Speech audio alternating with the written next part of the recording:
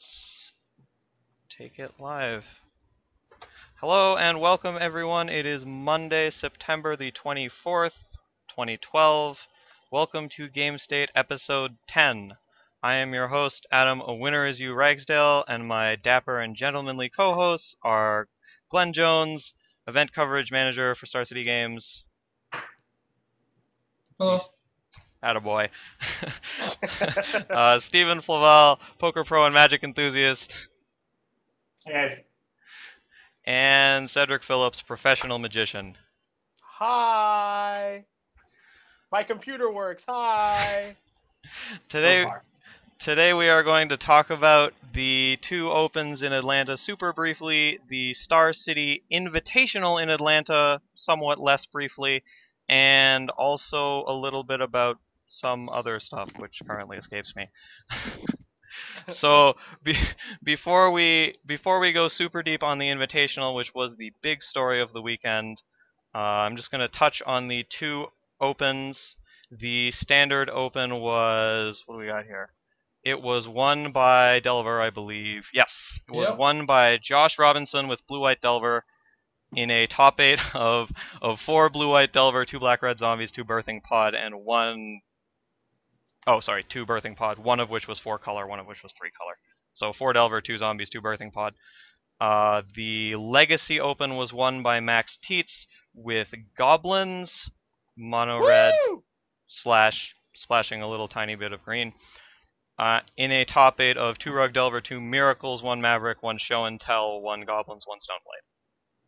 So that is just a very quick overview of what happened in the littler opens. In the big super open, the Invitational, the event was won by one Todd Strongsad Anderson, playing Mirren Crusader Delver in the standard portion, and Rug Delver in the Legacy portion, because everyone knows that Delver equals winning. I don't want to list the top 8 decks. We can get to that in a little bit. Sure. But the first thing we're going to talk about is the aforementioned Mirren Crusader Delver build. It came out of the Star City Blue crew, aka Jerry Thompson and Buddies, and was roundly played to, I think, reasonable amounts of success. The build in question features 3 Mirren Crusaders main deck, I believe, and 3 Spectral Flights, or was it 4 Mirren Crusaders main deck and 3 Spectral Flights? I think it's 3. Yeah, 3 and 3. Anyway, those are the super crazy deviations. There are some other things going on, but we're gonna touch on that briefly as we leave this standard format. So we are going to go to Steven first in the talk about the Mirren Crusader Delver variant. Steven, what do you think? I really like it. Mirren Crusader is very well positioned in this format right now. Delver has a decent amount of trouble with zombies and green-red aggro sort of stuff. Mirren Crusader, stop me out of the talk for a second there, has protection from colors like those ones. I really like the Spectral Flights because Geyser Sand Trap also has trouble attacking against those decks, and Spectral Flight, like, oh, all of a sudden you can attack. The mana is obviously real rough, and that I think is traditionally the reason why you wouldn't put Mirren Crusader in your Delver deck. But we've cut all of the non-colored lands, and Mirren Crusader I think is good enough in this format that if it cost 4, it would still be worth it. So I think that not being able to reliably get double white on turn 3 is okay. Not great, but okay. That's my main concern with the deck. Alright. Glenn, how do you feel about Mirren Crusaders? Yeah, I can agree that the mana is a little iffy. I don't think it's that bad. I think it's slightly better than it was with the hero versions, because those versions would often need, like, they needed double white on 4 mana, so like Seachrome Coast was way trickier for them, I felt like. Like, it was more of a back-breaking blow if you just, like, had the Seachrome Coast tapped, because you're going to have your mana less efficiently used on the next turn also, since you're playing a 4-drop. But this deck, it wasn't that gross, since your 3-drop on turn, once you get to 4 mana, leaves you with 1-up, which is obviously like a pretty useful amount of mana for a Delver deck to play. So like even when you're turn 4ing a Mirren Crusader, if you're behind, it's not as bad as when you were turn 4ing a Hero of Bladehold. So it kind of has that going for it. I think the choice was really cool. I remember when I first saw the deck, I thought it was very interesting because immediately I just thought about, had dreams of all the zombie players that I just get to play Mirror Crusader against on turn 3, and all the various pod players who don't hit the bonfire on the right turn and then they just get Spectral Flighted out of the game like in short order.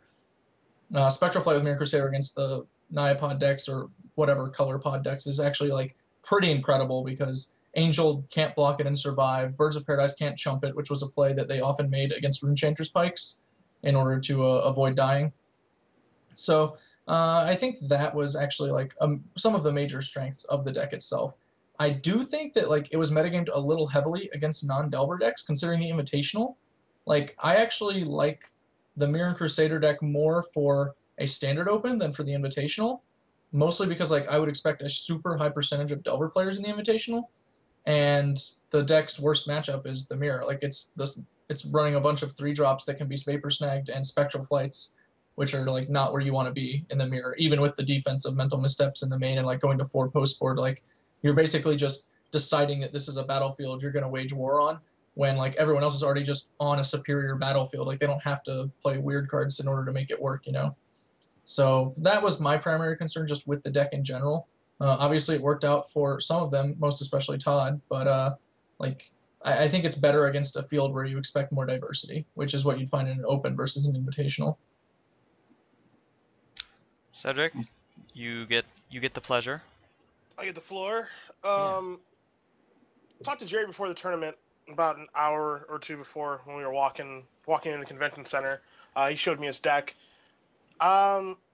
He said going in that he was really wanting to be able to beat zombies, have a pretty like 50-50 matchup against Delver, and he thought he'd be fine against everything else because he doesn't really consider anything else to really be a deck, which is open for interpretation. But I think if that's what they wanted to accomplish, then I think that's what they set out and they did.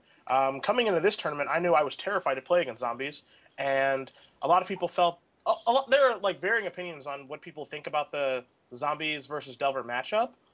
But I think that this version of Delver just absolutely beats the shit out of zombies. Obviously, with Crusader, with Knight of Glory, like misstep to stifle the early rushes. He has there's 2 purges in the deck list. Like there are just a lot of ways to go about destroying zombies. I think that while Glenn, I do agree with you that their Delver matchup is like a little bit worse. I think like they can easily just steal games with just Geist plus Spectral Flight on it for the Mirror, and like that'll just win the game. It's not like incredible or anything, but I don't think there's like if they don't have a Geist, there's not much they can do about it. I mean, like, an attacking Geist was already like really good in the Mirror. Like it didn't even need a Spectral Flight. Like it's so hard to block already, like with gut shots and snags and everything. So it feels like a relatively minimal gain, basically. Yeah. Okay. What you're missing is the Delver is incredibly bad at casting blockers. Like really, really bad. Sure. That makes sense. Like I know, like when I've been doing coverage and stuff, and I see like a Delver Mirror, and I see someone that has Spectral Flight in their deck, and they Spectral Flight anything, I'm always just like, oh god, that person's so dead. Like if it's Geist, if it's Crusader, like whatever it is. Like I don't think that like this deck is geared towards beating the Mirror. I think it's much more geared towards beating zombies and just like the other non-Delver decks. But I don't think it's terrible in the Mirror either. I think this was definitely an interesting approach to take, especially because we've been over this a couple of times where in Delver you're always left guessing what the SCG blue guys are playing in their Delver deck. Like, are they playing Angel? Are they playing Hero? Well, this time they came with like Crusader and Spectral Flights, and I'm sure they just took everyone by surprise who didn't know that they had Spectral Flight in their deck. Like the planning that you're doing for specific turns, or like just like an example, like when I'm playing Green Red and like they play a Geist, and I just like hold all my guys back. Like, I have, like, a Strangerroot Geist, like a Borderland Range, and I'm just like, nope, not attacking ever. And if, like, I was playing this one, and then there's like, oh, Spectral Flight, you're stupid, let's race. I'm like, no, I can't win the race now. And I'm sure that happened to other people, like, during the tournament. So I think, like, just, again, that's part of the strength of Delver, is just you get to change your deck and come from a different angle where people don't necessarily expect it. I think Misstep is something that has become really popular in Delver decks. Like, those were moving more and more into sideboards, and they were transitioning to the main deck. So I don't think that those caught a ton of people by surprise. But yeah, just being able to, like, when they play a Geist or they play a Crusader, you put the brakes on, they put a flight on and ratio. It just changes the dynamic of like what your opponent's going to do. It leads to a lot of free wins, I think. So I like their deck. But again, Delver switches every week. So Yeah. It's nice to see. I'm sure again, like people were probably playing around Restoration Angels that didn't exist, like just that sort of thing. The one thing I don't like about this deck list is it doesn't have a lot it can do to punish you for playing around Restoration Angel. Like, it doesn't have a single moral opponent or anything, so if you pass with 4 up and they play around Restoration Angel, you're like, well, okay, I passed with 4 up and didn't do anything. My turn. Yeah. You can just safely pass the 4 mana and your opponent's terrified. Yeah, but then you don't do anything anyway. That's the only problem. Yeah, I mean, but you just get to, like, I think the power of representation there, like, with the level of players you're playing against in the Open is just, like, pretty absurd. Like, if you just have nothing anyway, like, or if you didn't, like, if you had Restoration in your deck and you didn't have it, like, I just think the power of representation just terrifies people from doing things. Free fogs are sweet, but Yeah. I think like once they see a Mirror Crusader or like a Spectral Flight, they kind of are gonna immediately know the jig because like Delver's such a tight deck that like there are only so many cards you can cut, and the 4-drops are like the cards everyone cuts first, pretty much. So like you can't like once you're represented with Mirror Crusader, like they're not gonna really buy Angel that much anymore, and like the best way to get them at that point would be to have like 1 in your deck, so that you actually are keeping them honest sometimes. But I think that it is like, especially in this version of the deck, like actually just getting the free fog for 4 mana is pretty reasonable. Like your damage explosion potential is like pretty high on your turn, where you can very frequently go from like not being able to get through to dealing 8 damage. So yeah, damage explosion potential. Is that like a technical term? Oh, you've never heard of DEP? Yeah. I'm sure that'll be Flores' next article. Yeah. They probably just cut the Snapcasters. That's probably what they're thinking when they play the Mirror Crusader. It's like, oh, well, he probably cut the Snapcasters and the Ponders. That's probably what happened here. Absolutely. Guess they don't have to play around Vapor Snag anymore. Yeah, that one's probably gone. Seth, I was going to ask you super quickly before we move on. Did you get the pleasure of playing against the really angry Klingons in your? No. I did not actually, and I feel like I'm pretty thankful that I dodged that particular version of Delver. Honestly, I don't think it would be a very good matchup for what I was trying to accomplish over the weekend. So. Yes, I will admit that I pulled up your deck list and pulled up their deck list and like looked at them and was like, Yeah, I feel pretty dead. So I feel like I got away with like dodging. Yeah. But on the flip side of things, I know that things went pretty well for you in the legacy portion. We're going to talk briefly about your escapades with tiny red monsters, or tiny green monsters, depending on who your commentator is. But goblins nonetheless. I know that you did rather well at the Invitational, playing a goblins with a touch of black. I know that Glenn did a wonderful deck tech on this. Let's see, I think I have the link, so I will put it in the chat. So I don't want to go over all of it. This is the deck tech. I don't want to go over like all of what Glenn said because people can just watch that there. I have a couple quick follow-up questions. Are you ready to receive them? Can we bask in your goblinsy glory? I'm ready to defend my decisions. All right. So my first question, just overall, and sort of about goblins in general, is I know that on this show, on the record, you went on the record a while ago as being very critical of Cavern of Souls in Goblins because you just didn't think it did what they needed to do. But we fast forward to today, and you have 4 caverns, and you've actually cut down Rishadan ports, which, as any Goblins player knows, are pretty powerful lands, and like not having them is a pretty big concern. So I'm interested in how that happened. Like, tell us more. Okay, so it's funny because like I knew this question was coming, and it's like hard to like say exactly why they're in the deck, I guess. It's kind of gotten to the point where they're kind of free. Like to play, obviously Wasteland doesn't make it free. Also, you're going to need red mana or black mana for Gem Pump Incinerator, Tarfire, what have you. The thing that I noticed was beginning to happen is that people were like starting to like accumulate some number of blue blasts, and like in the rug matchup, you need to be able to cast your spells through through daze and through force. Like, it doesn't necessarily have to be lackey, but just like some number of your spells need to be uncounterable. It's really, really nice to be able to turn off days and being able to turn it off with like not having to play your 4th land to play a 3-drop. So I think that is like one of the big reasons that I was playing it. Another reason that something that came up a lot was I really needed to make Tuk Tuk Scrapper uncounterable against Batterskull. And like I just couldn't wait like a long time. Like there were just crucial turns where, you know, the way that the games play out, like on Stone, like they play Stoneforge, turn 3 they play Batterskull, or maybe they don't play Batterskull or whatever. But like you have a very small window where you're able to play Tuk Tuk and kill it, and it needs to be uncounterable when you can do that. Now there are also other hands where, you know, the people who are playing Force Will decks just maybe they mulligan a 6 and they have a Force Will and a blue card, and they need to be able to counter your thing, and you're just like, yeah, no. So like I don't think it's great, but I think it's kind of necessary, and I was happy with it. So this is me saying that I was wrong without saying that I was wrong. But you're holding firm on the Thalias, right? Yeah, those are terrible. Okay, I won't good. back down from those. Those That's are good. terrible. But like Cavern, it started where like, so here's what I think happened. Like when Cavern got released, everyone was like, Goblins is the best deck all of a sudden because it makes the spells uncounterable, and the spells being uncounterable doesn't like matter that much because Counterbalance was a good matchup anyway.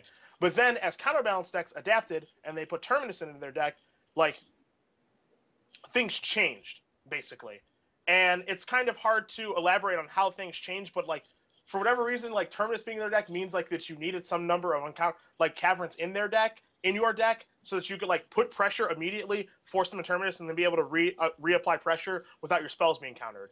So it's like hard to explain like exactly why Cavern is good in Goblins besides like being fixing and making your spells uncounterable, but I definitely think it's necessary at this point. Fair enough.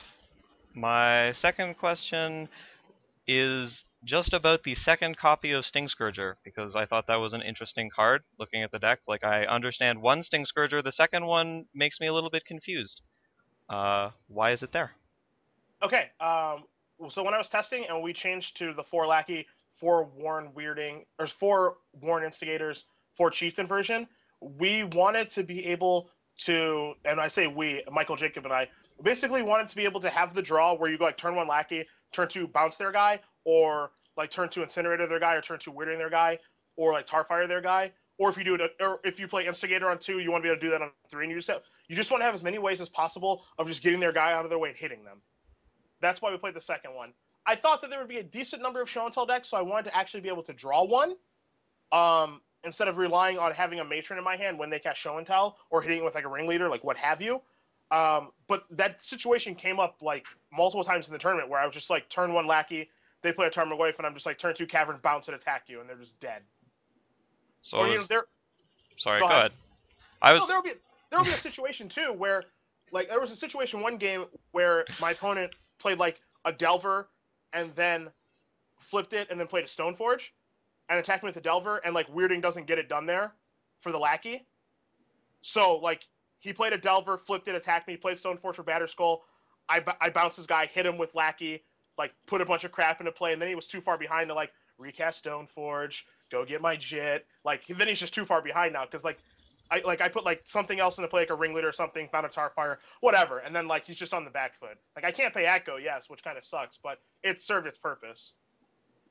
So it was just basically a good natural draw, is like where we're going with this. Like, it's just good if you draw it.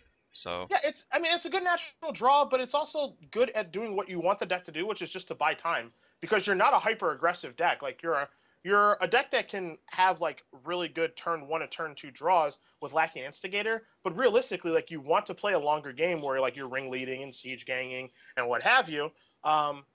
And Sting Scourger does a really nice job of just buying you time, like bouncing a Tarmogoyf, blocking. It's just a nice time buyer, and then of course it's very good in the against the show and tell decks.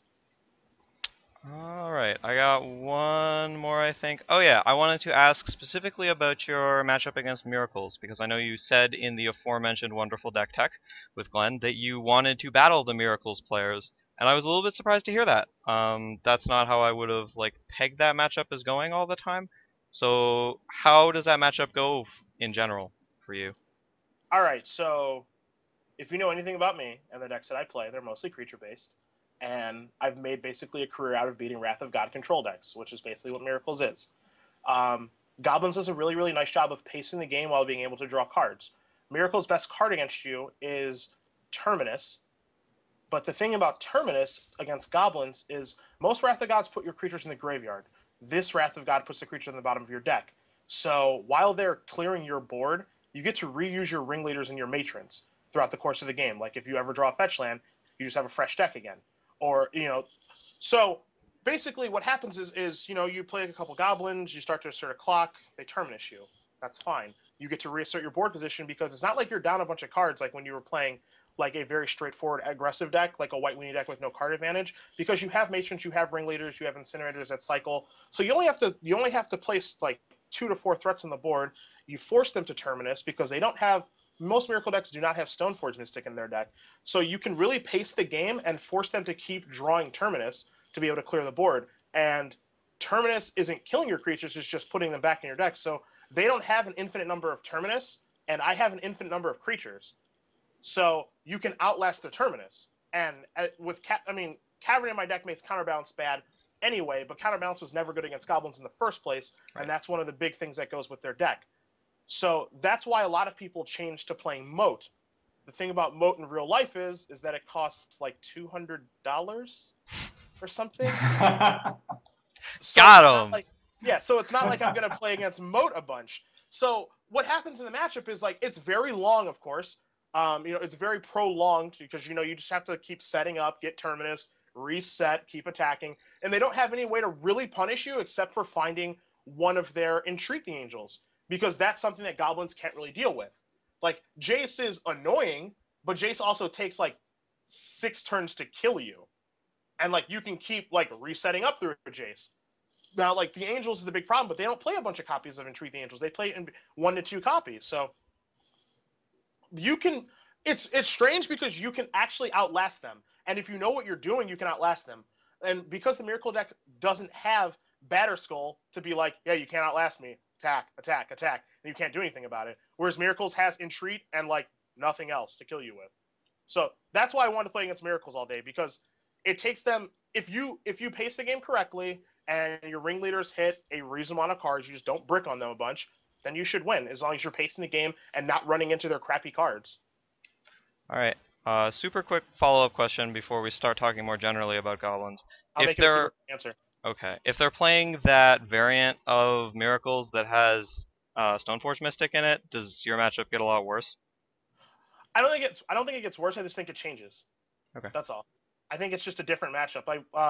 The thing that is really scary, I think, and like this is a card that I just flat lost to when I was playing against Ben Friedman, was Thoughtseize. Because it disrupts how you set your things up. You have free reign. Like whatever card you draw, like they can't disrupt what you're doing. Like you can just set up your entire game plan for the entire game, and they can't stop any of it. Thoughtseize like lets them find out what your game plan is. And against Ben Friedman, like he Thoughtseized like my most important card. I just didn't draw another copy of it, and then like Stoneforge took over the game. So I think that if they are blue, white, black, I don't know if Miracles can support blue, white, black with Stoneforge, Batterskull, and Thoughtseize and Snapcaster and all this other stuff that deck has going on. But Thoughtseize is a very scary card to play against. Right. So you're more scared of like the Stoneblade sort of shell than the Miracles shell, per se. Yeah. I'm like more scared of the decks that have like Stoneforge, Batterskull, Lingering Souls is a pretty scary card to play against. Pretty annoying, kills my guys, stuff like that. So yeah. All right.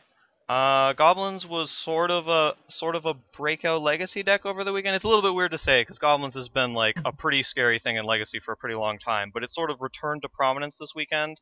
A number of players did well with it in the Invitational, and Max Tietz, as mentioned previously, won the Legacy Open by stomping all over everyone with his tiny goblins. But we saw some pretty different lists. Tietz was playing a whole bunch of pile drivers, which you talked a bunch of smack about in your deck tech.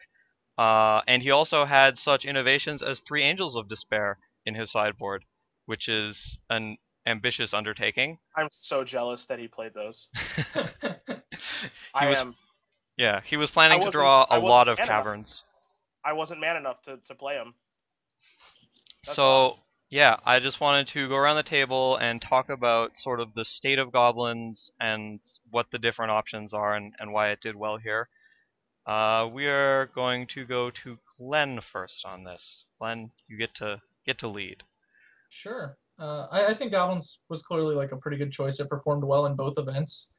Like it won one of them, obviously, and not just Cedric, but Anthony Eason also performed very well with Goblins in the Invitational. So like that's basically virtually three top eights, Yeah. so to speak, like with Goblins, because of those high records done in Legacy.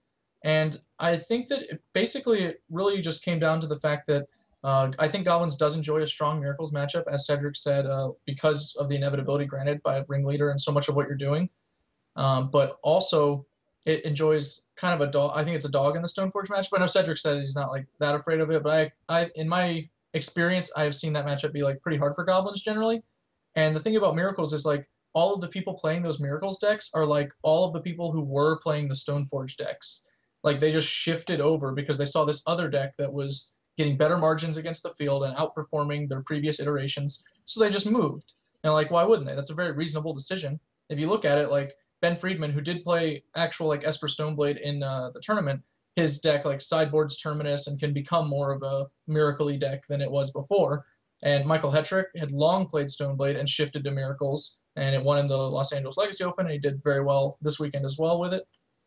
So like I think that kind of transition was happening amongst a great many players, and that's like a very huge boost for a Goblins player. Like if everyone who's playing a matchup that's kind of tough switches to one that's like significantly better for you, I mean that's the dream, right? Like you just want to all of a sudden be positioned for the tournament. I think that happened like for both tournaments pretty well this weekend, and I'll be curious to see like how Stoneblade players are adapting. I think Ben Friedman like had a really nice version with the Terminus in the sideboard, and he was running Thought Seizes, which, as Cedric pointed out, is like a really good card to disrupt Goblins. It's a lot better than Inquisition.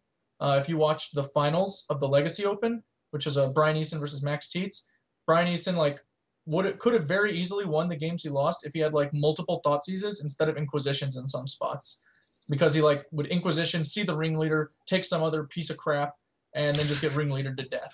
Like, and that's so grim. If it was just a Thoughtseize, like that game's probably over. Like, Just take the 2 damage, guys. yeah, like it You was have rough. Batterskull. You can gain it back.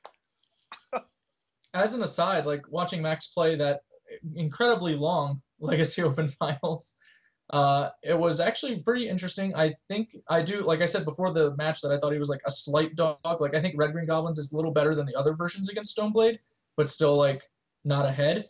But Max played those games like really masterfully, like to the point where I saw people on the Twitch chat and in Twitter like just raving that Brian Eason was punting in the third game by like not setting up a Terminus, which wasn't the case. Like Max was literally just perfecting Rishodon port to keep him from ever being able to do it. And Brian knew that Max was doing it, so he couldn't like ever try for it. Like just had every angle covered by like keeping a flooded strand from ever being able to like trigger at the right time. It was just really well done by both of them. And the only turn, there was one moment where he could have set it up and like talked to him about it a little later, and it was kind of interesting because the turn where he actually did Thoughtseize a ringleader, that was the only turn of the game where he could have set up a Terminus that would have actually worked. The problem being that like letting his opponent resolve a ringleader is not really going to make that Terminus that effective because he's going to be in the exact same spot just a turn later. So it was a really interesting match to watch, even though it did almost make me want to just leave at times. It was so long. But there was a lot of good Magic this weekend. That was one of the best matches. So you should watch it when it gets archived. All right, Steven, you get to go next on General Goblin's chatter. It was like 3 hours long or something. So it was an hour and a half, a little over, I think. Well, they were talking about how they'd shown 53 matches of Magic, like while that match was going on, because I was watching that, doing my prep work, and it felt like all 53 of them were being played at that time.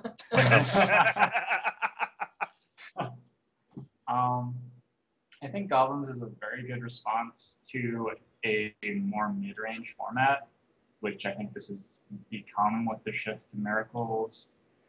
I think that, I don't remember when exactly your Storm Rant was, Cedric, but I think that Goblins is a sort of deck which has a little bit of trouble if somebody just, kills you on turn 1. which is like fair. Many decks have trouble being killed on turn 1, but I'm interested to see. There are like some micro evolutions of the format that are super obvious, like Miracles plays their moats, and maybe moat will go up to $300, but you're gonna need them if people are playing goblins if you want to play Miracles. And then maybe Goblin is just like, okay, I kill you with Sharpshooter, lol, whatever, or like we're gonna have weird stuff like that maybe. I wonder if the format will get watered down enough that you're just seeing a shift away from Goblins and Miracles. If that makes sense, if the decks will sort of like kill each other. Like if Miracles starts playing Moat just for Goblins and Goblins starts playing these cards just for Moat, all of a sudden the decks become weaker against the other decks in the format. And I'm also wondering if people will just like start playing the ridiculous early game kills again, because if a ton of people are playing Goblins, they're not going to have a super great way of interacting with that. Are we done? Yeah. Okay. Thoughts? Everyone just sort of Well, I really like that your plan against Mode is to get them in the wallet. You're like, sure, I may be dead, but you're at 300, so taste it. Like, I think that's awesome. All right, said. To be fair, like on moats, Star City actually sells like one of those a month usually. Like that's like the going rate for moat. Like I don't know how that interesting that is in and of itself to you, but it compares to this weekend where on Friday we sold 4. Ooh. Like just before the Invitational, sold 4 moats. You quadrupled your rate of sale. People were coming for you, Seth. They were coming for you. There was. I mean, I knew there were murmurs of it before the tournament started, and MJ's like, hey man, like, what are you gonna do? I hear some people have moat, and I'm just like, yeah, good. I'm dead then. I'm not altering my deck if there's a bunch of rich people in the tournament. That's not gonna happen. And you know what? Round 2, my opponent cast the moat, and I beat it. So yeah. Siege Gang, you face. I beat it. Thank you very much. And this is a nice segue into how to beat moat. What's his name? Max Teets. His version plays green. Obviously, he has Tin Street Hooligan and he has multiple Crows and Grips. Like if you really want to beat like the Tundra control decks, like I think you want to splash green instead of black. Grip takes care of like the biggest problem cards in Batter Skull, Top, Moat, what have you. Grip is probably I could see people transitioning into green red instead of green black, myself included, because we've gotten to the point where while Parrish is very, very good against Maverick, I think that Miracles is really starting to like take over this format, or just Tundra decks in general are starting to take over this format. And if that's the case, and if people are actually going to shell out for Moat, then I'm going to shell out my $1 for Crows and Grip and beat them. Like that's just what's going to happen. Now there is an interesting dynamic, and I've noticed this over the years, of course, because the decks that I play are not the decks that everyone else plays. You know, I play my creature decks, and you know the very good people in the room play your Tundra decks. So it's very interesting to me, like Goblins having this fantastic weekend, I think is a direct result of some good people actually playing Goblins. Because what traditionally happens in these tournaments is that like no one good is actually playing Goblins. And those who are actually fundamentally good with Goblins, Jim Davis, Max Teets, myself to a lesser extent, like those guys play Goblins more than I do. They just win the tournaments. They just come in, like Jim Davis top 8 in Invitational, playing Goblins. Teets won this tournament, and he did really well in the Invitational with Goblins. And just every time that someone like who is well versed in Goblins and is a named player plays Goblins, they do well with it. But when you're going over these circuits for Star City, like what is the best player playing? Like you can just think of the best players on the circuit. Jerry Thompson, is he playing Goblins? No. Hetrick, God, no. Todd, no. Like just think of all the people who are names on the circuit. Would any of these people ever play Goblins? Not in a million years. And so like they're always just playing these Tundra decks. And then when people show up who are actually relatively good and have experience with Goblins, they're like crushing these Tundra decks. So like that's I think the actual reason that you just don't see Goblins putting up a lot of results is just because like your common man who plays Goblins just doesn't really know how to play it correctly, because they think it's just a deck where they're just like, ooh, Lackey keep. And it's like, I'm gonna hit you with Lackey. I'm gonna hit you with Lackey, and they're just like, Sword, you're like, you win. Like that's not how the games are supposed to be played at all. Like I keep 3 or 4 land hands with Goblins so often. If I have like a port and like 2 other lands in my hand, I'm on the play, I'd keep. and then I'm just gonna grind you down. Like that's just where I want to be. But like those people who play goblins just don't know that. They think it's just like a turn 1 lackey deck or like a turn 1 vile deck, and if I don't have one of those, like I just can't win, and that's just not even close to true. So I'm not surprised to see goblins do well. Like when I found out that Max was playing, I wasn't surprised to see him win the tournament with it. Same with Jim Davis, who's been playing goblins for like 5 years. Like he always does incredibly well with it. Someone put in the chat that Sharfman won an open with goblins. That's true. Ian Bartolome won an open with goblins. Like very all respectable named players. Like it's just a deck that like because it's a creature deck and doesn't have Force Will, doesn't have Tundra, doesn't have Top, Snapcaster, doesn't do anything impressive. Like these named players just don't want to play it. So that's like I can see this format very easily becoming a Goblins Tundra control deck format. Maybe Maverick died down a little bit. Rug stays about where it is, but I don't think Rug has a good matchup against Miracles at all. So I think that's where the format is headed. And one other comment that you brought up, Adam, about Angel of Despair, I just wanted to bring up very quickly. So this was brought up to me before the tournament, and I was deciding between that and Red Elemental Blast. And I just didn't have the balls to play Angel. But I knew that Red Blast wasn't good, because Red Blast isn't a good way to fight against Show and Tell. It's just not realistic. You have to keep a mana open the entire game. It stunts exactly everything you want to do. And again, you have to draw one. And if I'm going to draw one of those 2 cards, Angel me, Daddy-O. Like, it's not even close. Because you have to draw one of them anyway to be able to, like, realistically beat Show and Tell. So ship an Angel, and whatever they Show and Tell to play just gets ruined by Angel. And, like, if it's Gristlebrand, like, please activate it. Please activate it. I want my free 7 damage. Like, it's just awesome. Like, I think that that's actually the way that you go about beating a Show and Tell deck with goblins. Like, Sting Scourger is nice. You know, like, you put a Maester into play, Sting Scourger through Caverns. Like, that's all adorable. But, like, if you just want to drive the hammer home, you just Angel them and hope you draw it. Because if you do, they're just dead. They just can't win. So, I actually love that, like, those guys just, like, manned up. I talked to Max about it, and he's just like, yeah, it sounds ridiculous until you draw one, and you realize your opponent can't win, and then it's awesome. Yeah. It's like the angel I'm talking about is Angel of Despair, for those in the chat. it's target permanent like that. fairly enjoyable for you to try and get that into play too, like to quad Caverns Angel and just be like, here it is, like You just tick the Aether. yeah, or you tick Vile up to 7 and you're like Yeah, I want to see the look on my You tick it up to opponent's face. 6, and they're Yeah. like, oh shit. Yeah. you go up past 5. Yeah, that's what I want to see. When you move it from 5 to 6, your opponent's like, oh dear God. Yeah, and someone else is bringing up in the chat really quickly. Yeah, Owen Turtenwald almost won Grand Prix Flash with Goblins. He lost in the finals with it. It's just a very good deck that just not good people play. I was playing Goblins at that GP as it You happens. beat me. Yes, You beat I me at that did. GP. I You guys remember. are sickos. Like, this Vile to 7 talk. This is just nauseating. Like, that's so insane to me. Like, I had to bring it back on that one. Like, I just, Are you- just picturing Are you people, telling like, me you didn't see it right away? You weren't like, oh, this is like, you keep the No, Vile no, Angel I- hand, I and you're like, obviously, it's coming. aware Like, Aether Vial 8 goes past 5. but, 8 like, turns, sir. Yeah, it's- I'm just like, I'm like, if that ever happens, I might like just walk away or something. Like, just be like, no, I'm not gonna watch that happen. That's just not good. No, that's not good for anybody. So you're on the concede and response, and like make them blow up their own permanent. That's your. I've seen this sort of strategy used. There was like Champions Block Standard, Ah, yes. where Iwamori was a huge thing. Forecasting cost 5/5, where your opponent can put a legend from their hand into play. And so like you just throw Bosch Iron Golem in your red deck.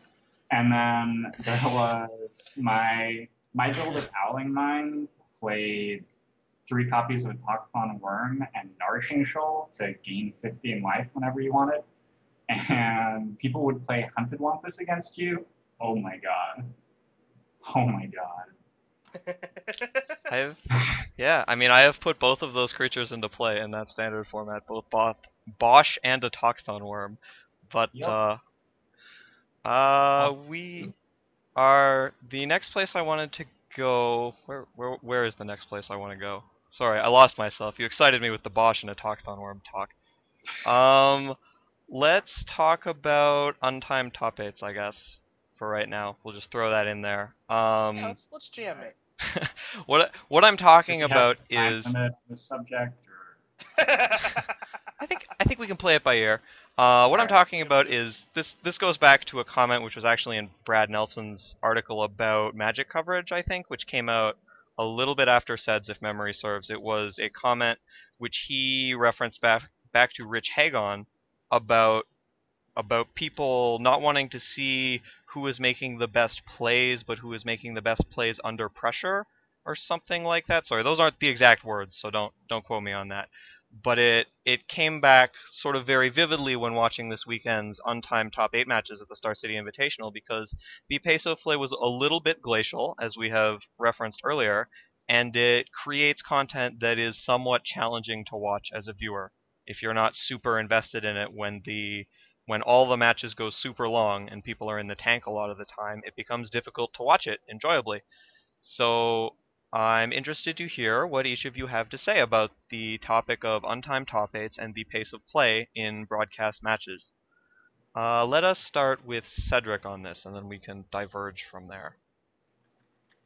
All right, so I'm good with untimed rounds. Obviously, I think that, if we have the situation come up in Legacy like we had where, Max was taking a relatively long time making his decisions, then that's a little bit more difficult to watch. Obviously, if the game is going to go and the match is going to go an hour and a half, that's pretty tough, especially at the back end of day 3, where the commentators may be a little bit more tired, even though they were doing a 3-man rotation this weekend. So commentators got, a healthy amount of rest.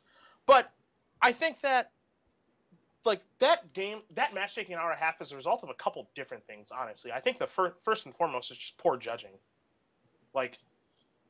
Just give them a slow play warning, or do something, make them play faster.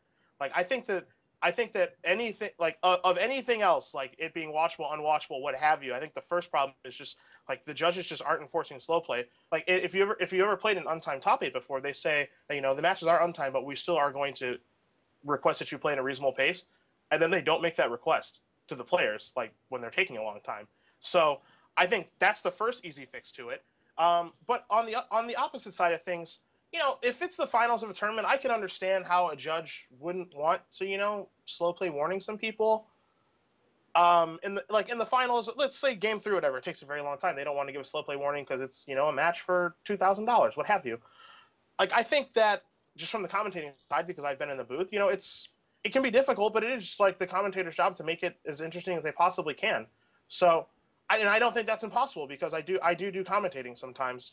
Like I said, I think the situation there is that it was the back end of day 3, and I don't know what time it was then when that match was finishing, but I'm sure you get to the point where you're just exhausted, and there's only so much as you can do to make it interesting. But I think you also just have to try to make it as interesting as you possibly can as well. But I'm good with untimed rounds. I think that just the way to make it so that it's not unbearable and go that long is just have the judges, issue slow play warnings if it is getting a little bit ridiculous, and hopefully the commentating team can just try to make it as interesting as they possibly can and just kind of go from there. All right, I'm gonna throw to other people, and everyone's gonna have their say. But I just want to say that the coverage team is a little bit hamstrung generally in the top 8 because they have to go down to whisper volume because people yell at them, that they can be heard across the room. So it's a little tough for them. I get the impression. That's true. I had that happen in LA. Glenn, you wanna weigh in on this? Yeah, sure. The issue of whisper volume, booths and soundproofing is actually pretty expensive. We've looked into a number of solutions, and I have a feeling at this point it's been a very prescient problem for several tournaments in a row now, and I know I'm personally going to be pushing to get something done on it, but I don't know exactly what. I'm exploring a few different costs and ways to soundproof, whether it's obviously a booth would be the dream, but we don't even have the room to transport that right now, and those are very expensive. That's, I believe, what Wizards basically uses. There are also various forms of shielding you can use, but again, how big it is, how big it needs to be, the quality, that kind of stuff is interesting. Our most recent solution has been not a white noise generator, which is a reasonable idea as well, but my laptop playing Spotify, which is not ideal, I would admit. However, I do make it fair. If you were on the draw in the match, you get to decide which band we listen to. So, yeah. Of course, that leads to some awkward choices. Actually, one of the most interesting things about this tournament, in the top 2, I offered Brian Eason, because he was on the draw, the choice of band, and he asked if no was the choice, like no band. And I said, well, no, actually, because like we have to have something playing so that you don't just hear Adrian talking about your opponent's hand and vice versa. He's like, okay, well, I guess System of a Down then. And in my head, I'm just thinking, man, we went from silence to System of a Down? Like that was our order of preference? Yeah, pretty much the same. And I if love you're it. familiar with System of a Down, Well, why did you leave the then keys up there on are the some tabletop? songs that you might probably think, man, I hope they didn't play those publicly with like 20 people watching a game. Well, we did. So it was pretty awkward at times. And I'm not gonna lie, there were some songs I could just keep it together for and not just shake my head and collapse on, but there were also some that I could not muster that particular restraint. So I hope that soon we will be able to get as audible as we want in top eights. But right now it's just like a really random problem. As for the actual timing issue, I do know for a fact, like the judges watch the games. Obviously, the level of judging varies, and like how harsh they are on it varies as well. Another thing to keep in mind is like the later it is, like the judges understand that like the players are playing slowly, but they're also tired, so like they're even less attentive to like when the pace is getting too bad. So like that is also like it's just basically the same problem on like a completely different job. And I've seen warnings given out in these scenarios. In the standard open, actually, John Carter during the quarterfinals gave out a slow play caution, I believe, not a warning. He noted that like the players seemed to be playing like right as he was about to say like make a play, and he urged them to speed up for the remainder of the game. And he's always been one of the judges who's pretty attentive on that stuff. And there are a number of judges who are. So like it kind of varies with the judge because it's obviously like a pretty discretional thing. And I do think, however, that like we need to crack down on it. If you know Max, then you know Max is like a really methodical player. Last year's Invitational top eight, he and Lauren Nolan were like finishing up game 2 when every other match was done, something like that, like completely insane. And those like he's a methodical player, but he finishes his matches in 50 rounds during the rest of the tournament. Just when you get into the untimed top eights, you kind of get this. All right, now I can take my time, make sure I'm doing everything right. I don't need to rush anything. I can just be as comfortable as I want to be. But that's not exactly true. Like that's not how it should be, even though that's kind of the sensation players get. So it's basically kind of a confluence of events with like exhaustion on players and judges, and then like the actual player not quite realizing what pace of play means, which isn't like play extra fast, but just play at like a reasonable pace. And then the judges having to use their own discretion to solve what's what. All right, Steven, you get to weigh in on untimed top 8 rounds. Another solution is to make slow matches more interesting. And I don't think that it's impossible. It's difficult, definitely, but if you can really get into the minds of the players in a slow match, if you can get someone who thinks like Tietz does into the booth to commentate that match, I think it's possibly more fascinating than a timed round. We were talking just a little bit before the show about a situation where Tietz has counterbalance in play. He has a one casting cost spell on top. His opponent casts a one casting cost spell, and Tietz tanks for like 2 minutes. And Adam and I were watching the broadcast together, and at the time we were both really pissed off because we both wanted to go to bed, and that just offended us. But like in actuality, there's a lot of stuff that he can be thinking there about, like whether he wants to start building the stack a little bit with some counter spells and his opponent not knowing there's a one casting cost spell on top, etc., etc.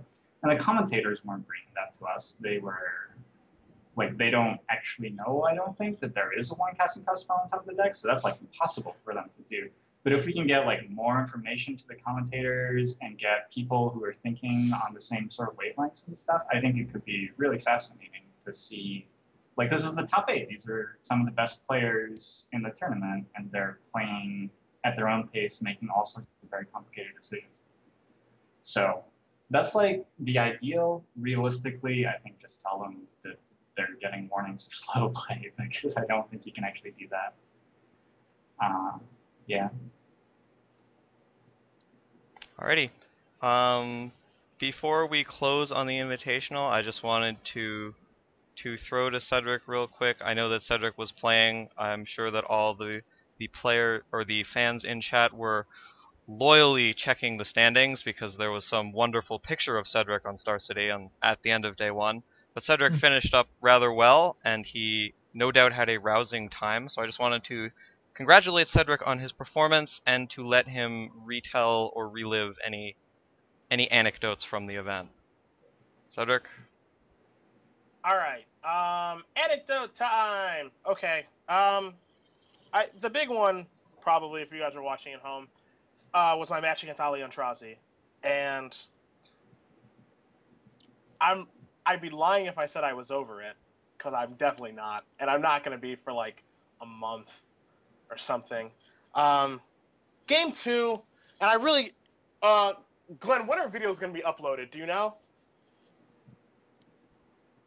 I think it's gonna be like Wednesday-ish, probably. I'm not like, don't quote me on that, even though you're recording it. But yeah, like, Yes, don't worry. No one will ever hear. You're good. Yeah. I'm not like, I don't archive them personally, so like I just kind of get a general gist that it's like Tuesday to Thursday is the range. Because it's an invitational and there's like so many more rounds, I guess there could be a delay that like I didn't really consider, but could happen.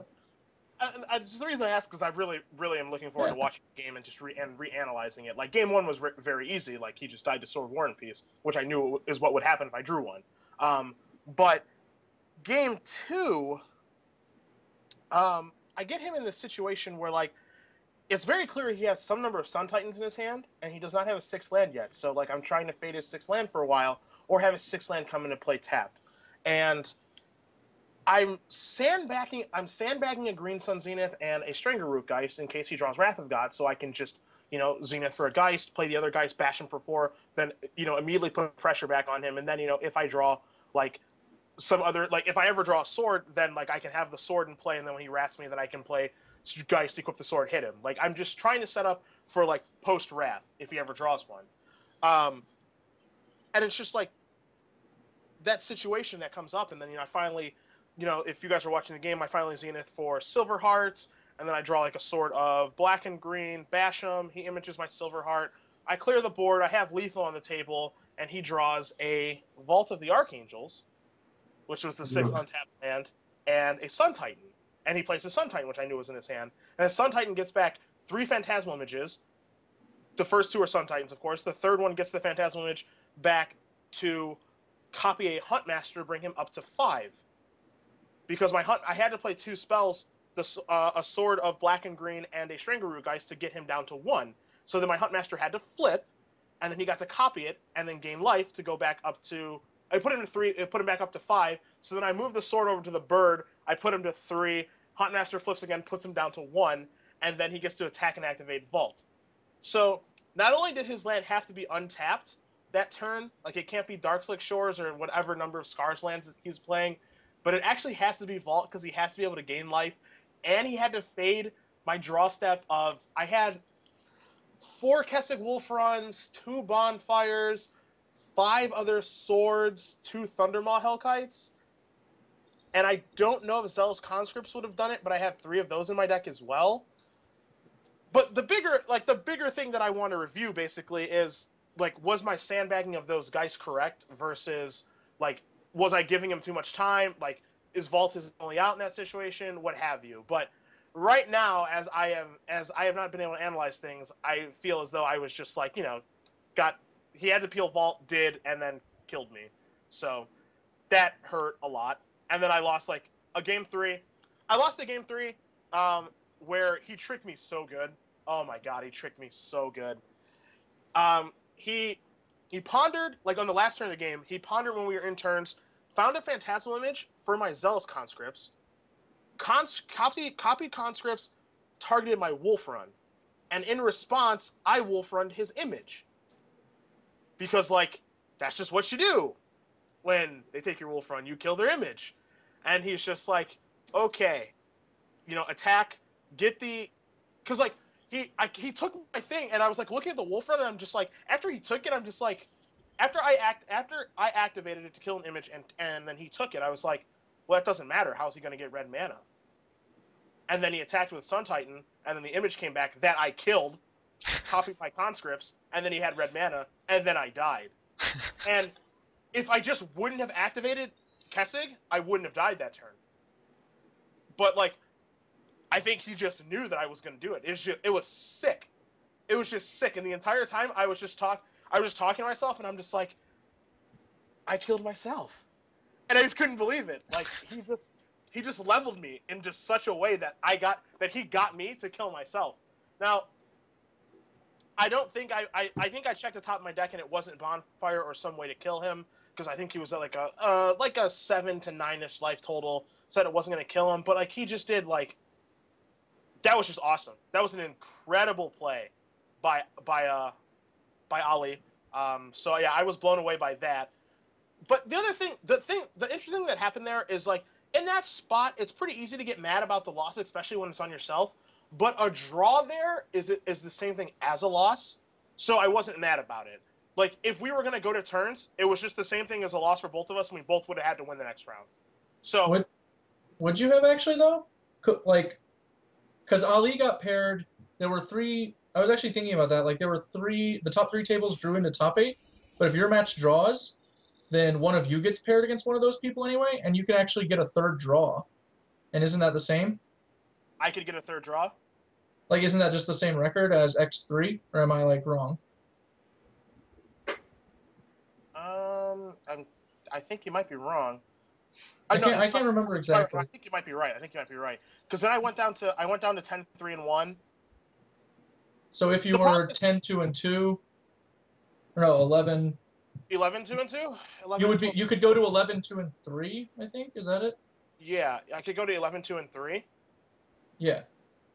And then that's the same as X and 3. Yeah. But I think the thing is, and I don't remember who the top people are. I think I played against all of them. If you played against all 5, then that would have been like super awkward, because that would have just sucked. Because I remember looking at the top 8, and I think I played against all of those people. And the only person that I hadn't played against was Milton.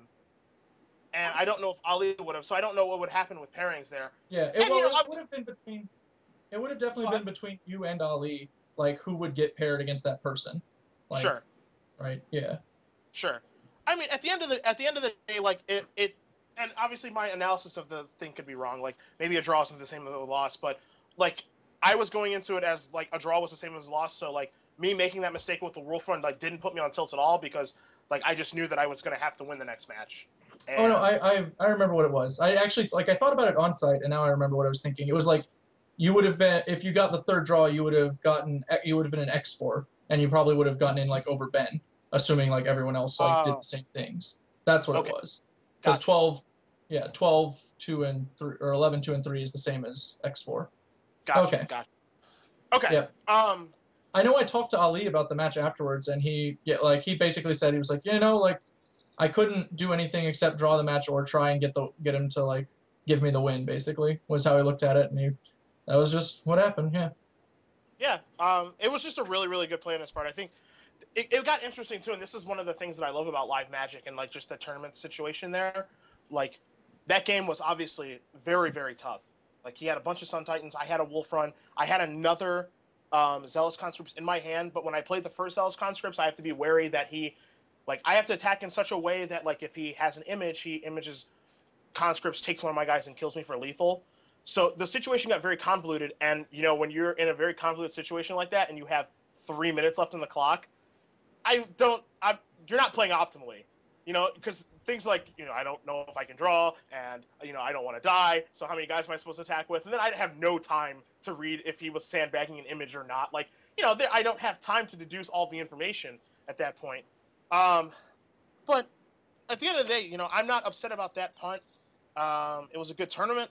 I was happy with both my deck choices.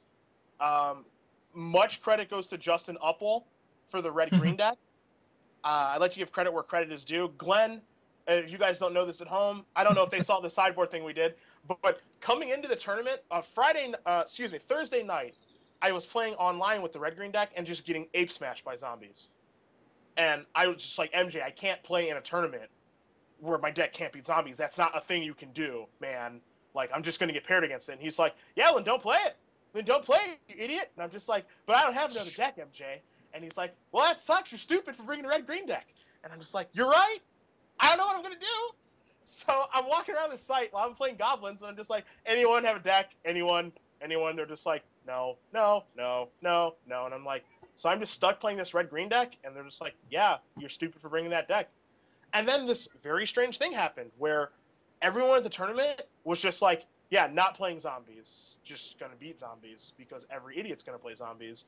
And every person was on that same line of thinking. So I'm playing against people who are like playing these like solar flare decks and these Delver decks and like these decks that are just dead to Bonfire and these decks that are dead to Sword of War and Peace. And it's really strange because like if you look at Ali's deck or Dave Thomas's constructed deck, the Esper Flare deck with Thragtusk, I'm sure at no point when they were building their deck they were going, man, I hope no one's playing Sword of War and Peace. Like that's just not something that crossed their mind. And then when I played against Dave Thomas and I cast Sword of War and Peace, he's just like, fuck.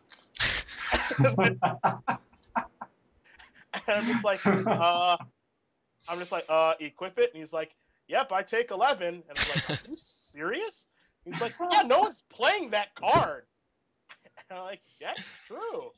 And so that's what ended up happening. It's like, because my deck was just like a deck from like 3 months ago. And then everyone else was just like, yeah, playing a deck from 3 months ago because it beats zombies. And then like these cards that would not be good in like the metagame that was perceived coming into the tournament were just absurd. Sword of War and Peace, Sword of Feast and Famine, like Wolfir Silverheart was awesome for me all day. Thundermaw Hellkite because people are playing Lingering Souls. Every time I cast Thundermaw Hellkite, my opponent looked like he wanted to throw up. It was just like all these cards that I just couldn't believe were good. And I'm just like, did I just stumble my way into a good deck? Like, because I didn't come in, I wasn't this guy who was just like, I know what's going to happen in the metagame. I didn't want to play my deck going into round 5. So some things broke my way. I was very happy with my Goblins deck. I was very happy with how the red-green deck ended up. So thank you to Justin Uptill. Thanks for you guys for watching and supporting me throughout the weekend. It was really nice. And that's it. It was a very, very fun tournament. I was really upset. Like after I lost I lost both my win-ins. So naturally I'm going to be kind of mad. But, Yeah. After, I went back to my room for a couple of hours, just kind of laid low on Saturday night. And then, after when I woke up Sunday morning, it was all good. But it's tough. I'm the kind of person that when I see someone go 9-0, like on day 1 of a GP, and they don't make top 8, I'm just like, that guy must suck. That's embarrassing. That would never happen to me. Like, I've told everyone that. And then, I was 9-0-1, and then got 11th, and I was just like, I'm everything that I make fun of right now. This is not a good feeling at all. And getting the vault just it broke me. Like when I went back to my room, that Ali peeled the vault for somewhere around in between $3,000 to $4,000. That one, I'm not going to be over that for a little while, but I mean, obviously I'm not mad at him. It just hurts. So that's it. It was fun. Segueing rather nicely into our next segment here, what was your individual record by format, said? 5-2-1 in Legacy, and then 6-2 in Standard. Okay. There's the Legacy part. Just one match I would like to have back, just against Todd Anderson. I think that's the only real regret of the day. I just think I had a brain aneurysm when I was playing against him. It was bad. I just lost complete control of what I was doing against him. So that's pretty much it. That'll happen. Sometimes brain aneurysms, man. Yeah, that's what it felt like after I was done. Everyone who was watching me, they're just like, so what were you thinking when you was just like, no. And then I had to walk outside because everyone was just like, what? Why did you do that? I just couldn't explain it. So that's it. So one thing that happened in the Invitational for those of us viewing at home was that there were a number of interesting features in the coverage, but a lot of them were video related. And I know that this is in Glenn's wheelhouse, but there was some foofara, one might say, on Twitter and various social media sites about there not being sufficient text coverage and there only being video coverage because I don't want to click on your damn videos, man, get off my lawn, etc., etc.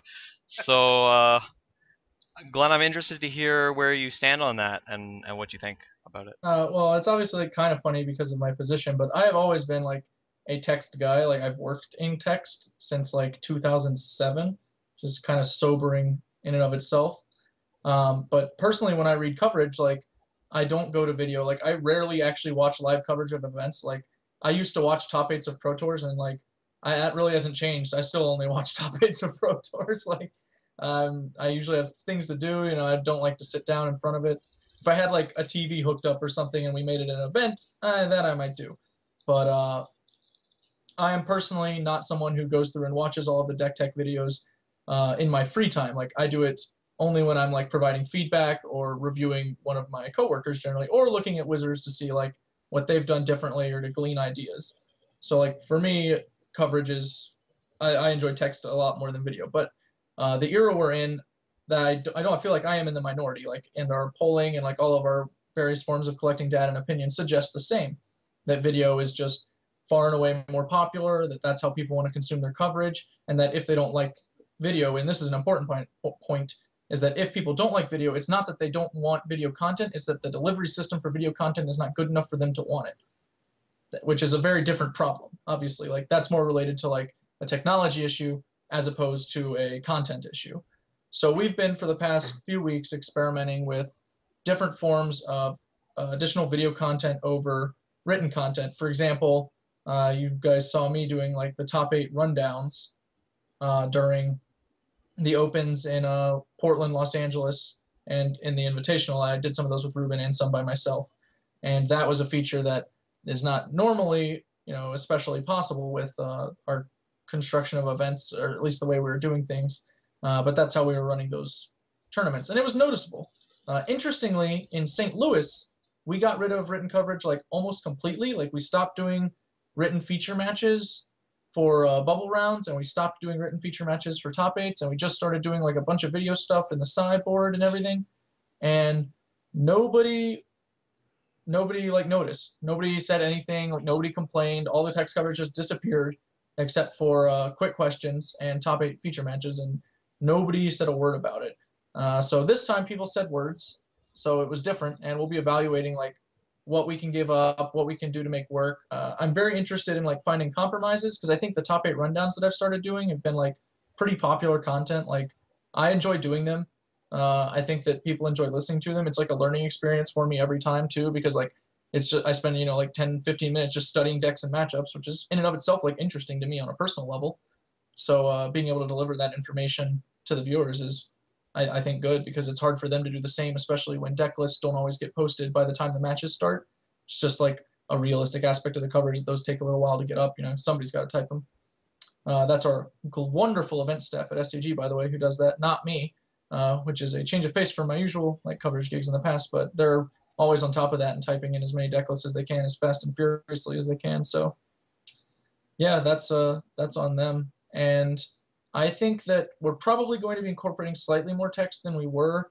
Another issue is, you know, like I'm the one with the background in text, and our other coverage coordinator, Ruben Bresler, he has much more of a background in video, so he's way more comfortable on the screen, whereas I'm like super comfortable on the keyboard, and we each have our strengths and weaknesses. So finding a system that provides like consistent content for the viewers that both of us can work within like optimally is in and of itself a little difficult. So if you have specifically features that you liked, didn't like, or text features that you'd like to return or would like to keep away, feel free to like drop me a line on Twitter or even in the chat here, and I'll try to make sure I read them. And we're going to be meeting on that topic over the next like 2 weeks. We have a little break thanks to Return to Ravnica before we go to, I think, Cincinnati for the release open, and I'll be working there. So I'd imagine we'll tweak a few things. We may not have time to integrate everything, so maybe it'll just be like the old system once more. But really, it's all about just trying to evolve what we've been doing. Basically, like every single open, there's something that somebody didn't like, and there's something that we know we can do better. So we're just kind of taking it target by target. Do either of you have anything to add, Stephen or Sed? I do. Steven doesn't. Okay. Go Steven. first, Cedric. Oh. My point is like minor. All Well, right. I want you to go first then. I just wanted to say that like I really like text for the small things, so that's why I miss the top 8 profiles, because they're just like I scroll down real quick and people say funny stuff real quick, and that's to do with your video delivery systems not really living up. Like that's something I want to spend 15 seconds on maybe, and like I just see their pictures and might read a couple of lines here and there. and like the videos just seem like such a time commitment to me. I don't know. Yeah, that was my tiny point. Nailed it. I think for the video, I was actually like pro video top 8 profiles. I thought that was cool actually. I think the only thing, like the one thing that I would change about them is, and I don't know if this is reasonable or not, Glenn, is you guys embed 8 videos just underneath each other instead of just one that scrolls through each person, so that the people could just pick who they wanted to see. I think, is that a thing that can be done, or is that like unreasonable? No, I think like we can build a playlist. I'm not sure if we can do it with like our current backend system. Like we've had actually like, unbeknownst to viewers, like you've had me tweeting about random technical errors or whatever with like pairings and standings. Like our backend has given us like a lot of software bugs recently, just like crazy bizarre ones, like resetting top 8 brackets, like disappearing pairings and standings, like replacing quick questions with old ones. No idea what's going on. So we definitely need to do a little work on that. So, and I'm not exactly sure. I'm not one of our awesome technical video guys, so I don't know exactly what goes into making a playlist. I'm pretty sure it's possible because I think we did it for one tournament before we had the current CMS backend that we have, and I can definitely look into doing that for the next one. I'll have to like make sure I remember. So, gonna need a post-it note that lasts 3 months, but. And then just the other small. I mean, the other thing is just. I mean, the other thing is just very, actually 2 things, because one person brought this up to me. I think like everyone is very pro the thing you do before the top 8, just breaking it down, like the decks, the deck list, that sort of thing. I think everyone likes that. Someone brought up to me in LA just about doing it with a second person. I don't know if that's like a reasonable thing to do, just so that you're not talking to the camera by yourself. Yeah. But I don't know who the second person would be, because then you kick it back to the commentators in the booth. So I don't know who that second person would be. Yeah, like my initial idea for the second person was like try and always get someone from the tournament who's already been eliminated and who is very good. But that's not going to always happen. Sometimes like there's like, 5 good people and they all make top 8 or something. Like obviously that's not, always going to happen, but just it is a possibility you have to consider when trying to decide how you're going to actually structure content. Also, there's the issue that like those people probably want to leave, especially on Sunday when they have like no reason to stay and watch a bunch of guys play for money they don't get. So yeah, that's legit. It's a hurdle. Some staff members can do that. It's like some of our buyers, are pretty well versed in Legacy. We had like Travis Gibson won a Legacy Open. Adam Westnidge, which probably nobody knows is a buyer because he doesn't go to shows that much. He's one of our buyers as well and did pretty well in this Legacy Open. He was playing for top 8 until like the second to last round or something. So there are guys on our team who can fill those roles, but there's not always going to be one at a tournament. It kind of varies. So I'm not sure what we're doing with that at the moment. It's possible that, maybe just later down the road we have like another personnel member, or like our video guys suddenly become savants and play all formats at an incredibly high level. You never know, man. They watch a lot of Magic. I'm just saying.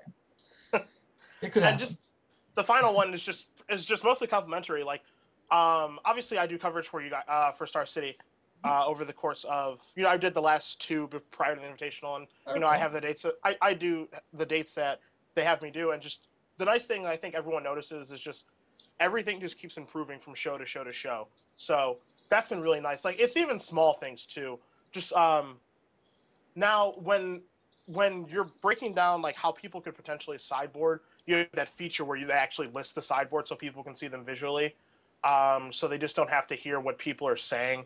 Like, I think that's just like small, but like a huge upgrade. Just, I really like how every week something is changing, something is improving. The suggestions are being taken, and you're just trying something new. Top 8 video coverage this weekend. Like, it got feedback. I think that's what you want, if it's positive or negative. So that's just the only other thing. I just think that coverage is going in a really good direction. Just trying things out, seeing what sticks is what you have to do. I think one of the things with the top 8 rundown stuff is also like, keep in mind this was like literally an experiment for you guys at home. We wanted to see how people reacted, if they liked it, if they didn't. And obviously, like, we don't want to invest a lot of time and money into something people might not like. So it was very bare bones. It's just, like me sitting in a booth talking to a camera. But it's been responded to pretty well. So I'm interested in, trying to now add some production value to it, like getting, maybe deck lists up listed on either side of me. or like images of potential things going on that people can actually see during the conversation. And that may or may not be possible. We're obviously just going to start exploring it, but that wasn't something we were doing because we didn't know if we were even going to keep the feature. So there's no need to waste, like multiple days of everyone's time trying to develop graphics for a feature that might not even exist in 2 weeks. But now that we know people like it and we're deciding whether or not to keep it, which I kind of think we're going to try and keep it in some form or fashion, I'm going to definitely be looking to make some graphics that work for that kind of feature. You totally need another person with you, and you both need to give your predictions, and you need a score. I want a scoreboard. That's one of the features Yeah. I want. I want to be able to track when I'm right instead of just having to tell people. Because if they missed me talking the first time, they won't know that I'm telling the truth. Or That's- just straight up lying to them. That is the most again. important part. The most Worse important than a part. coin flip, guys. Most important part of the video feature is that everyone know that you have the chips. Heck Yes. yeah. I love the chips. Well, as always, Glenn, I think that you're very handsome and everything you do is wonderful. But moving along, as we have alluded to several times previously, Return to Ravnica will be pre-releasing itself next weekend, and we will soon be seeing the departure of our current standard format. And so in our next segment, we are going to do a very brief goodbye to our current standard, which would be 12/13 plus Scars of Mirrodin / Innistrad block.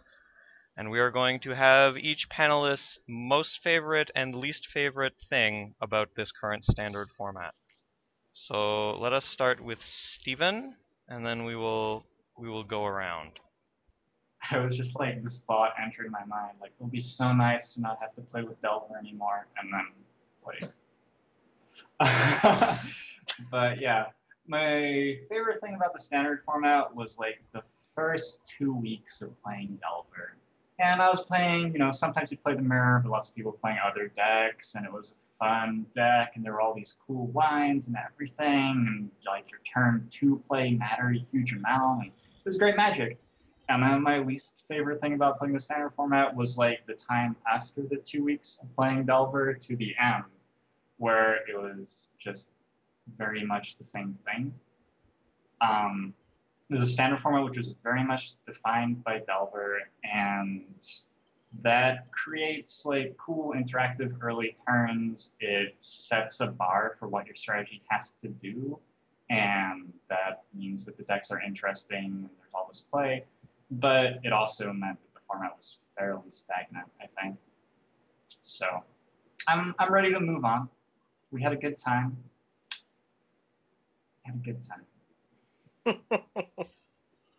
Alright, Sid, you get to go next.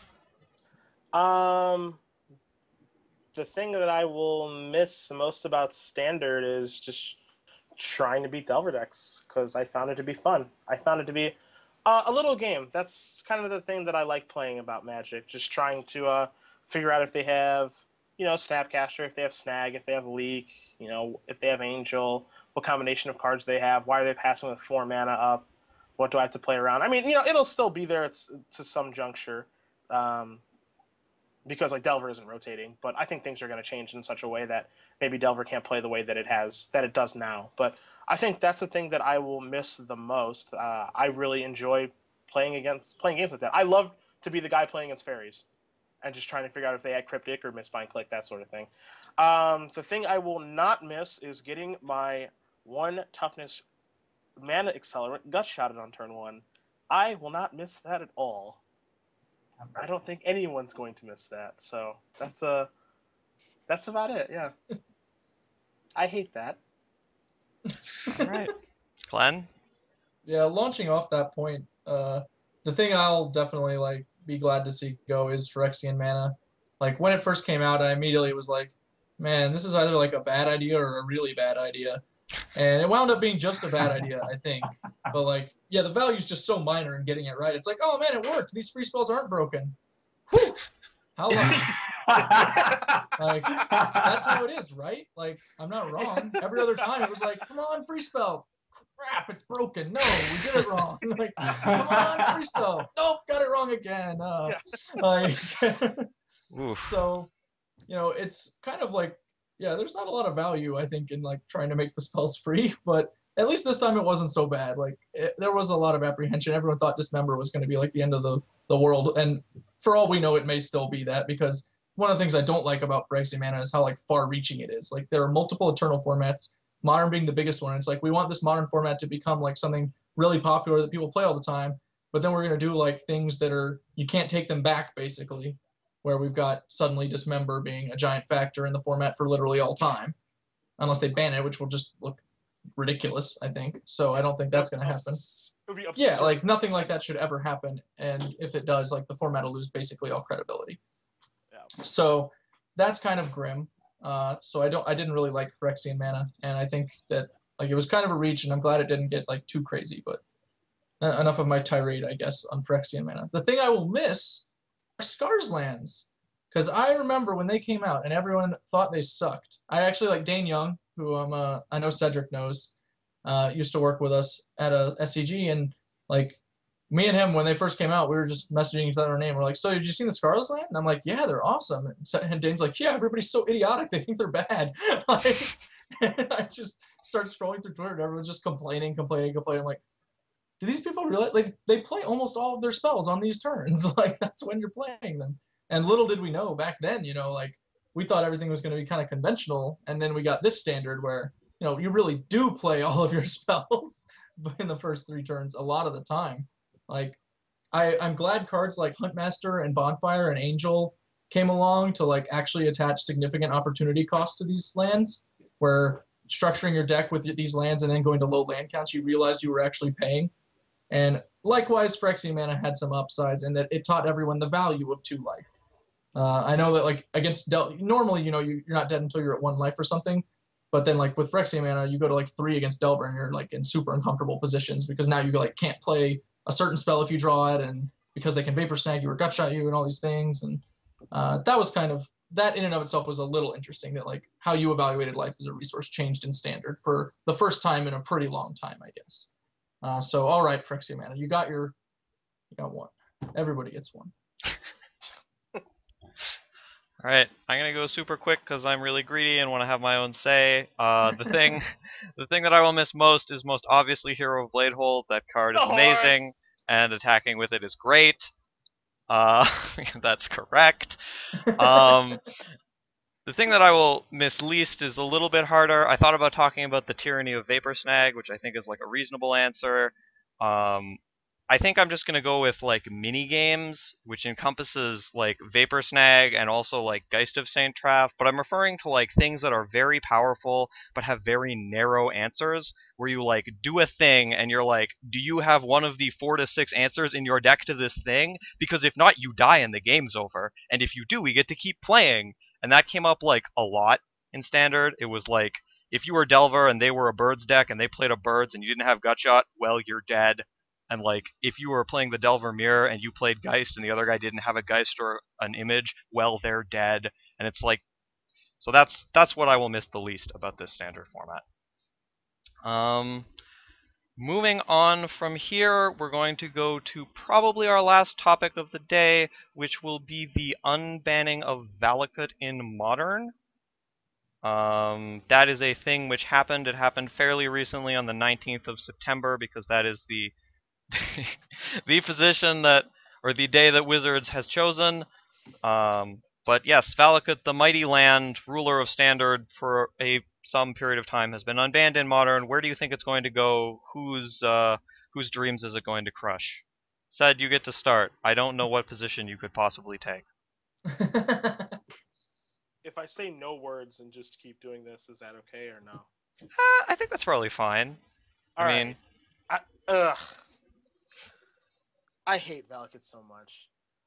I just don't think it's fun at all. I just don't think it promotes like a fun game of Magic. I don't know. Maybe I'm just wrong.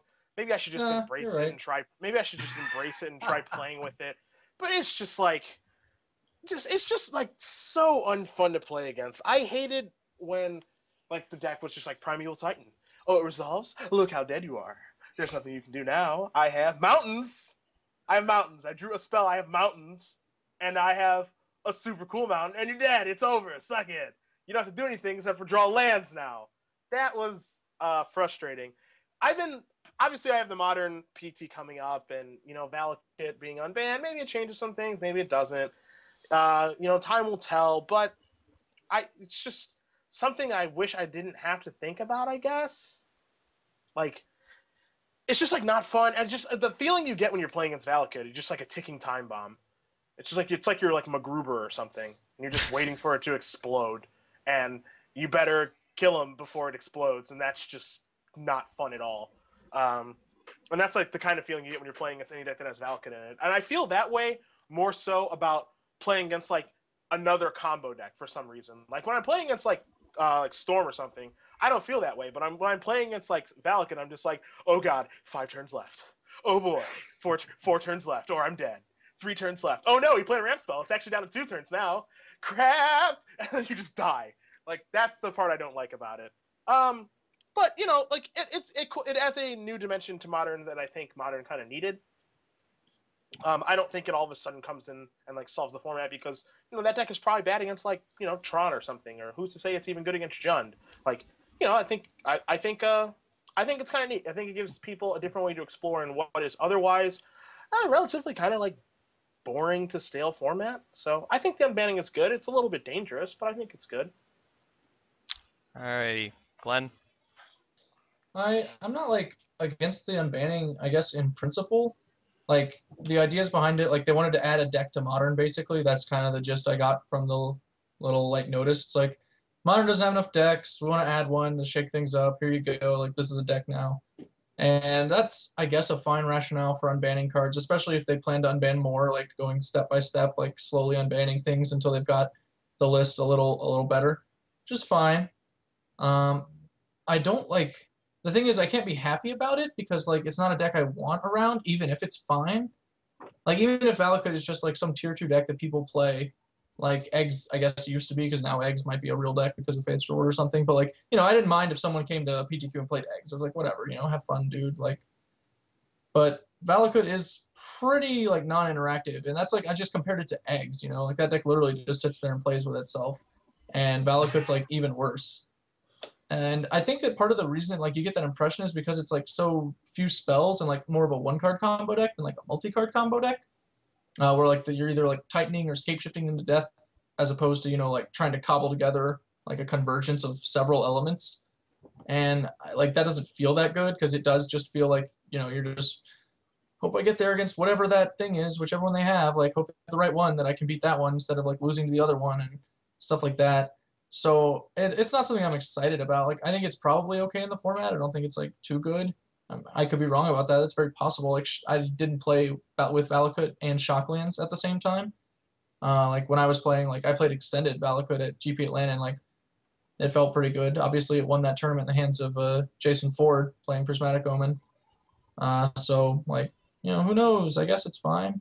I did find it curious that like everyone started buying Prismatic Omens for Modern, because I think Shocklands are probably just better. Like you don't need to do the Omen thing. I'm not sure about that. I could be wrong, but like Spellslinger is actually a pretty good card in Modern, so Omen gets worse. And also you just don't need to like turn everything into mountains. You can just play a bunch of mountains. So Yeah, I think that's awkward. everyone like forgot their history lesson on like the the Shockland version of the deck that like Paulo top 8'd Grand Prix Houston with. And like they just have 4 steam vents, like 4 stomping grounds, like 2 Valakuts in their deck, and they just kill you by casting Scape Shift. Yeah, exactly. Like you don't need to do these tricks. Like Wargate's a better card in that deck, and it's still not even that great, I don't think. But yeah. So if you want to pick up some Wargates, like I'm not a big fan. Like it's just not a deck I'm happy to be playing against. I don't think it's bad. I just don't think it makes the format more fun. Like it doesn't increase that factor. I will say that Valakut is fun for precisely one kind of person, which is a deck builder. If you like building decks, then you probably like Valakut, because like that's the challenge in Valakut for the most part. Like the games, you're like just trying to assemble your script while mostly ignoring your opponent. But the deck building is actually really interesting, like how you cobble everything together. Like we can all remember the lesson of J-Way from that extended season I actually just mentioned, who like went to 66 cards to make his Valakut deck work in 3 colors. And like the sicko thing was that it did work in 3 colors, and like he didn't have to Omen. But like that was what he had to do. And like obviously, not a lot of people who play Magic would even like think about that as a solution, like as a realistic one. And I didn't like that deck. Like personally, I would just rather be playing one of the other versions. But I'm not going to say that that version was bad because it clearly wasn't. Like he did very well in Moto with it. He even like did well at the GP that I was at. So like, you know, it's definitely a deck builder's deck, and I'll give it credit for that. All right. I think that unbanning Valakut is like very good and hugely important. And the reason is that if you look at the modern format right now, there's no top on it at all. There's just no top. If you look at the Players' Championship, every good player invited to the Players' Championship either went extremely low with Zoot or just like tried to build a higher deck than before. Like we'll just take the Delvers out. We'll put Ether Vial, Eternal Witness, and Cryptic Commands in our deck, and we'll just like 17 turns from now, man, you're going to be screwed. I think it's really, really important to have some sort of alternate kill condition, which is going to kill you on turn 5 or 6. I don't think that Valakut is going to break 50% in a whole lot of matchups if people are playing good decks. I don't think that Valakut is that sort of threat to the format. I think what it's going to do is make people play good decks instead of playing the sort of mediocre play with yourself garbage that's going on right now, which just I don't think is leaving Modern as a very enjoyable format. All right. Can we universally agree that Valakut is actually like pretty fair as long as you're just playing a bunch of mountains? Like if your plan is just play one mountain every turn and like get some free lightning bolts, that's actually okay. But no one like ever does that. Right. It's never actually been Yeah. the plan. I'm also excited about Valakut because like Battle of Wits just got 4 more like very frightening cards, man. Battle of Wits all over this format. You guys better fear. All right. Interesting off the top of the head theoretical before we get the heck out of Dodge and close down the show for this week. From each of you, I want the least fun card of all time, because I have mine prepared. Well, I guess I'll start because I just posed the question. I didn't tell them this question before the show, so I'm going to start. Mine is very easily counterbalanced. Like I know that card is very, very good, and I'm not saying people shouldn't play it. I'm just saying I hate it. It's not fun for me to play with or against, and I wish it didn't exist. Does anyone want to go first? Because, like as I said, Yeah, I'll go. Mine is like a little minor, but it's very based on personal experience. Like Sun Droplet. Sun Droplet. Okay. Oh my god. Like this was a standard format that I was playing a huge amount as mono red aggro, and you would play against the Tron decks, and they would do literally nothing, and they would cast 2 Sun Droplets, and they would just gain back all of their life. And just look at you, wait. My deck doesn't do anything anymore. I can grow my Sloth Firewalker as long as I'm okay with you gaining 3 life for it. All right. Anyone? Glenn, you look like you had an answer. I have 2, so Cedric wants to go first. I was going to use him like if he took mine. Oh yeah, but I can go like, first. I mean, I have like 8. Okay. But... I figured you've got some in the back. So I'll go. Yeah. I guess I give mine to Bridge from Below, because nobody ever shows up with Bridge from Below planning to play like a game of Magic, like a conventional understanding, and that's cool, man. I play other games too. You know, I play Settlers, play Ascension, play Acquire. Those are sweet games. I don't mind playing them. But like, I wanted to enter this Magic tournament here, and I just play a little Magic, and I'm just gonna be, you know, a dick about it. Like, and I don't like mind Dredge as a deck. Like, whatever, you know, Dredge is not a broken deck or anything, but like, it's not a Magic deck. Like, it isn't. That's just like, it doesn't fit any of the descriptions. It's a card with a casting cost that you never ever cast. Like, ever. Ever. Like, even some Dredge players have cast a Narc Amoeba like once in their lives, you know, like, or like maybe a Grave Troll. That's like realistic. But the Bridge, never. It's never happened. I cast it in a Grand Prix. Stop being contrarian. I did. I had to. I cast it, and then I Nature's claimed it. That's pretty good, actually. That's like, I also lost. Either way, but it is a card designed not to be played. Like, that is the design of the card, which is like frustrating in and of itself to me. for anyone curious, since I said I had two, my runner-up was Lion's Eye Diamond. Not because, again, it's broken or anything, but just because nobody ever shows up with it planning to do anything resembling Magic, really. So I mostly am on the bridge plan, though. Except for like when we were all 8, and they were like, it makes you 3 mana, man. What? Catch my crawl worm. Duh. Doing it. God, I'm such a hater is the thing. Oh, I hate so many cards and so many things. I think it's Bloodbraid Elf for me, honestly. Just because just any idiot can play that card and just beat you with it, and it just makes me so mad. It's very close between Bloodbraid Elf and Valakut. Like, Valakut is just frustrating just because, like, you just look at it when it's in play, and you're just like, yeah, I'm going to die. There it is. It's going to kill me. And I'm just going to die eventually. And it's just, and by eventually, I mean I'm going to die all at once 3 turns from now. And then Bloodbraid Elf is just like, hey, let's spin the wheel. Let's spin the wheel, everybody. Come on over. Come on over. Let's see what happens. Oh, best possible thing for you? Great. Okay. I'm out of here. I can't stand that card at all. And I remember the first time I cast it when I finally, like right before John rotated, I'm like, you know what? I'm going to play it before it rotates, just see what it's like. And I cast it, and I'm like, this card is stupid. It's so good. Why wasn't I doing this for so long? But no, it's still dumb, and I still hate it. All right. That is tough but fair. I'm a little surprised that Stasis didn't get mentioned. That was my thought initially. That's like the old standby. People's like, I don't want to play against this. This is like playing against Stasis. But I've never been Stasis locked in my life. Yeah. 7th grade me probably would have said Stasis. Yeah. So. I don't know. I think Counterbalance is just like worse in every way. Like, it's the same card except like none of your spells can result. Like, you can't even tap them once. It's like you can, but it just goes to the bin. Like. Yeah, I was at a quick anecdote because I know we're gonna leave. I was at a Legacy tournament. I just overheard some guys talking in a corner. That like aren't very serious players or whatever, but they came up for the Legacy Open and they were just like, you know what? I'm never playing Legacy again. And his friend was like, why, man? Like, why are you so angry? He's like, counter stupid thing card. It's dumb. I don't know the name of it, but it's stupid, and I'm not playing it until they ban it. I drew Vexing Shusher, and I still lost. And his friend was trying to explain to him why Vexing Shusher isn't very good against it. He's like, but it doesn't make any sense. It's a stupid card. And then it just got into an argument with his friend, and I had to walk away because I was laughing so much. Yeah. Well, now I feel right. really stupid, but I agree with that guy. Me and that guy are in the same boat. He couldn't even call it Counterbalance. He called it Counter Dumb Thing Rip It Up card. It was amazing. Yeah. All right. So we're gonna mosey on out. I know that the Return to Ravnica pre-release is coming up this weekend.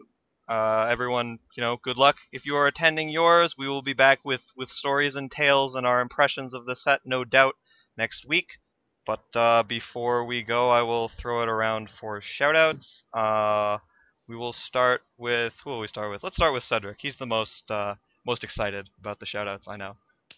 Shout out to everyone who was following me on Twitter for the tournament and was rooting for me. Shout out to Adam, Glenn, and Steven for following me because you guys are awesome. So I appreciate that. And shout out to my computer for being back and not having any technical problems so you guys could hear me and no Darth Vader voice today. I'm afraid to watch the last episode. I haven't watched it yet. I wouldn't recommend it. To Cedric's computer last week for the Darth Vader voice. Yeah. And shout out to Justin Uppel for the Red Green deck list, and whoever printed Vault of the Archangels, I will find you and kill you. That's it. All right, Glenn, you're up. Yeah, I had a great weekend at the NB. We got a lot of stuff done, and it was really interesting and educational on my end as well. So thanks for everyone who followed us on Twitter and who tweeted to me, and received a lot of good feedback myself personally, which was always very rewarding. I'm going to be down in Florida actually this week, so if you're at a pre-release in Orlando, you may see me very hungover playing some Magic, and that is my general plan for Return to Ravnica. I'll be at the release open in Cincinnati. Our plan is currently for me to cover it. That could theoretically change, but probably won't. So I'll be there, and after that game state, we'll get to talk about all the sweet new Return to Ravnica standard decks. before the pros find the actually good ones. Stay tuned. Yeah, I want to throw a shout out to Wizards for designing this Return to Ravnica set. I'm really excited about it and looking forward to it. And that's all I have to say. Screw everybody else in the world. Return to Ravnica, man. Yeah. Alright, guys. Thanks for watching. If I can find my XSplit, I'm going to shut the stream off now. So observe as I go on an epic journey. Everything worked. Holy shit!